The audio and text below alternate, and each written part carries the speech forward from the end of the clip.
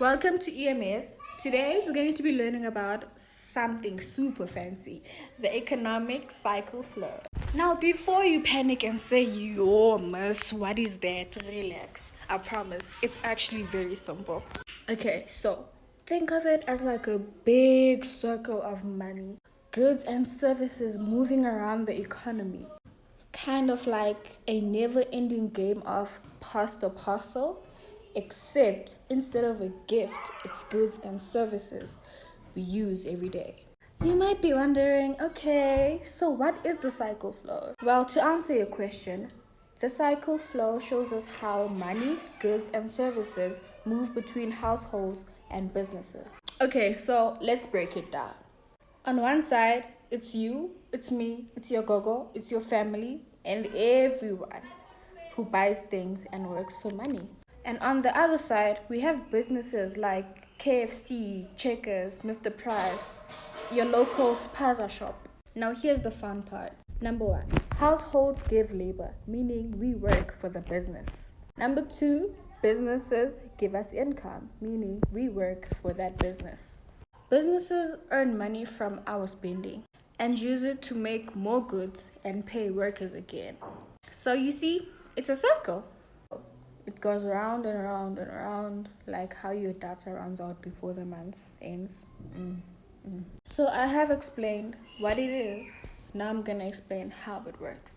Okay, so imagine this like a two-way street, right? On one side is the money flow. This is how the money moves. And households pay businesses for goods and services. And businesses pay households for their work, right?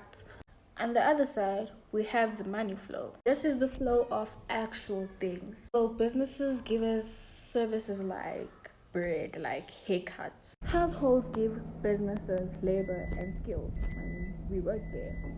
Okay, so why is it important? Why do people care about the cycle? Because when the flow stops, the problem starts. If people have no jobs, they have no money. And if they have no money, they stop buying things. So businesses will stop earning, they close down, more people start to lose jobs. And that's why keeping the economic flow is so important for the community, because it keeps it healthy.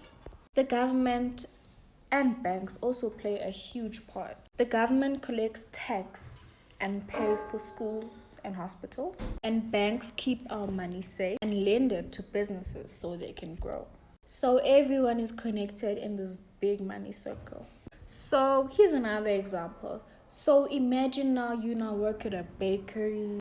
You make bread for a business called Tasty Loaf Bakery, right? They pay you a salary every month and you use that money to buy groceries at Checkers. So what happens with that money? Checkers uses that money to pay the workers, right? And then these workers now come back to your bakery and buy from you again. And boom, the money keeps moving like a boomerang. So that's the economic cycle. It's always flowing, it's always moving. So remember, the economic cycle is how money and goods move between households, businesses, and the government. It's like teamwork. Everyone depends on each other. And when the flow is strong, the economy becomes better and grows. So that's it for today. Thank you for learning with me. Now go explain it to your friend like you're the Minister of Finance. But make it funny. Okay, bye.